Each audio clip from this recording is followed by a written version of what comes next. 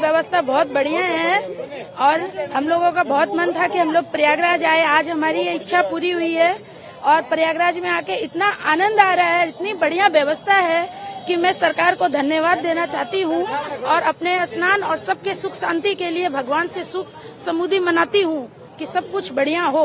कहाँ से आई? मैं सिलीगुड़ी से आई हूँ। क्या नाम है आपका? विद्या अग्रवाल। बहुत अच्छा व्यवस्था थी। जैसे हम आए तो अफवाहें थी कि बहुत ज्यादा भीड़ है, पर ऐसा कुछ भी नहीं है। अच्छे से पूरी व्यवस्था है, ले जाने की सुविधा है यहाँ पे प्रयागराज। हम अभी जा रहे हैं यहाँ से, अभी गए नहीं है, पहुंचे नहीं है वहाँ तक, पर अच्छा है, बहुत अच्छा। हम रात को पहुंचे थे। हाँ जी, तो लोगों में उत्साह है इसको लेकर? बहुत ज्यादा उत्साह है। अब वहाँ से ना लगे, सारे महाकुंभ आए। जय श्री राम, जय जय भोलेनाथ, जय भोलेनाथ। कुंभ गए थे? कुंभ गए थे, बहुत सुंदर दर्शन हमें वहाँ स्नान किया हमने। बहुत अच्छी व्यवस्था सरकार की तरफ से की गई है। उसके बाद हम लोग अयोध्या आए। अयोध्या में भी भगवान राम के दर्शन किए और अयोध्या जी के दर्शन किए, हनुमान जी के दर्शन किए हनुमानगढ़ी में। बहुत सुंदर, हम धन्य हो गए हैं। हमें बहुत सुंदर व्यवस्था, अकल्पनीय है सब कुछ। इतना सुंदर जो व्यवस्थाएं कर रखी हैं यूपी सरकार, भारत सरकार, सभी को शुभकामनाएं, बहुत बहुत बधाई। हम प्रयागराज गए थे, हमने वहाँ स्नान किया, बहुत अच्छा लगा हमें, बहुत बढ़िया रहा, बढ़िया अच्छी तरह से हमने दर्शन किए थे। और वहाँ से फिर हम अयोध्या आए थे। अयोध्या में भी हमने रामलला की मूर्ति देखी, वहाँ भी बहुत अच्छा लगा। वहाँ से फिर हनुमानगढ़ी गए थे। हनुमानगढ़ी में हनुमान जी के दर्शन किए, वहाँ के मंत्री जी से मिले, उनसे मुलाकात हुई, बहुत अच्छा लगा। और वहाँ से अब हम ये आए रामगढ़ आए। बहुत बढ़िया व्यवस्था के लिए मोदी जी और योगी जी का बहुत बहुत आभार है। बहुत अच्छा उन लोगों ने किया था, मैं बहुत सुंदर लगा, बहुत अच्छा हुआ, मैं चारों तरफ दर्शन अच्छे हुए। We all came from Hyderabad. He's my son, and all the way from there. I think there is a big thank you to all the जितने भी लोगों ने बहुत योगदान दिया, especially पुलिस and पूरा जो प्रशासन है। I think it's not easy. It's not easy to manage such huge crowd, and it's not easy to manage this much public. But I think they have done wonderful job. They have done tremendous job in arrangements, so for all the arrangements. So Prayagraj से लेके अयोध्या से लेके सब जगह बहुत धन्यवाद है। बहुत वहाँ पे स्नान करके आए संगम पे।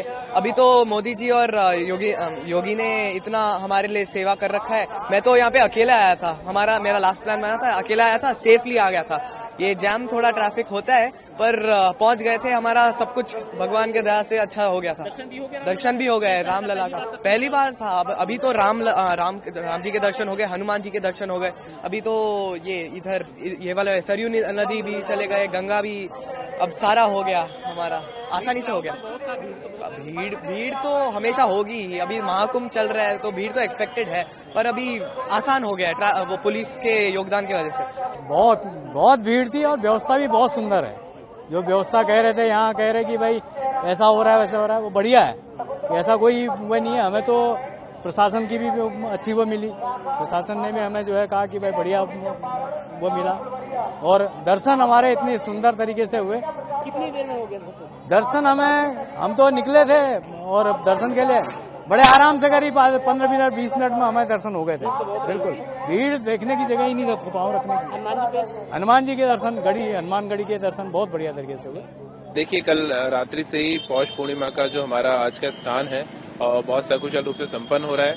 लगातार श्रद्धालुगण आ रहे हैं और लगातार स्नान करके और वापसी भी हो रही है।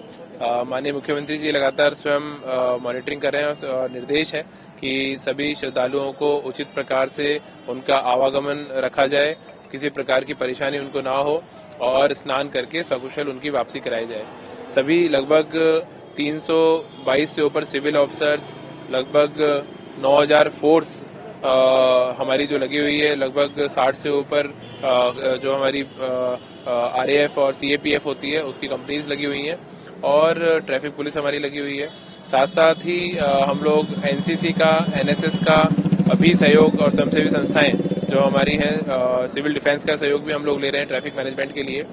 और लगातार श्रद्धालुओं से अपील कर रहे हैं कि सभी लोग जो उनके निर्धारित घाट हैं, जो संगम घाट है, वहां पर जाएं, शांतिपूर्वक सभी स्नान करें और उसके बाद सकुशल उनको लौटाने के लिए सभी अधिकारी, कर्मचारी, पूरा प्रशासन प्रतिबद्ध है, कटिबद्ध है। सर श्रद्धालुओं में कुछ अफवाहें भी हैं, अफवाहों को लेकर क्या कहेंगे? देखिए, चूंकि ये इतना बड़ा जब आयोजन होता है तो बहुत सारे शरारती तत्व हैं जो अफवाहें फैलाने का प्रयास करते हैं। एक अफवाह ये फैलाई गई कि 5 मार्च तक डेडलाइन को बढ़ा दिया गया है, जो पूरी तरह निराधार है और उसको मीडिया में तुरंत सर्कुलेट किया गया था। फिर भी मैं आपके माध्यम से सभी लोगों को कहना चाहूंगा कि वो निराधार खबर है और 26 फरवरी तक अभी हमारा जो महाकुंभ है मेला वो चलेगा। इसके अतिरिक्त रेलवे स्टेशन को लेकर भी अफवाह फैलाने का लोगों ने प्रयास किया कि रेलवे स्टेशन बंद कर दिए गए, तो ऐसा कुछ भी नहीं है। सभी रेलवे स्टेशन सुचारू रूप से चालू हैं। केवल जो हमारा प्रयाग संगम जो दारागंज में रेलवे स्टेशन है वो परंपरागत रूप से पीक डेज में वैसे भी बंद रहता है, तो वो एक सामान्य व्यवस्था है जो पूर्व से चली आ रही है। बाकी सभी स्टेशन हमारे ऑपरेशनल हैं और सभी जो हमारी मेला स्पेशल ट्रेन हैं और जो रेगुलर ट्रेन है उसका सुचारू रूप से संचालन हो रहा है। लगातार रेलवे विभाग के वरिष्ठ अधिकारियों के साथ, कनिष्ठ अधिकारियों के साथ में हमारा समन्वय है और सभी लोग आपसी समन्वय के माध्यम से जितने श्रद्धालु हैं उन्हें बहुत अच्छी सुविधाएं देते हुए और घर वापसी उनकी सुनिश्चित करा रहे हैं। वीआईपी मूवमेंट को लेकर कैसे क्या व्यवस्था है? वीआईपी मूवमेंट चूंकि आज हमारा पीक डेज है तो उसमें वीआईपी प्रोटोकॉल जारी नहीं होता है और जो हमारा ट्रैफिक व्यवस्था है उसके लिए भी हम लोगों ने गाइडलाइन जारी की थी। हमने कल 11 बजे से ही मॉर्निंग 4 बजे से 11 तारीख को जो ट्रैफिक है उसको पार्किंग्स में खड़ा कराना शुरू किया था और जो हमारा सिटी का इंटरनल ट्रैफिक है उसको कल शाम को 5 बजे तक की गाइडलाइन थी कि उसके बाद में मूवमेंट ना हो।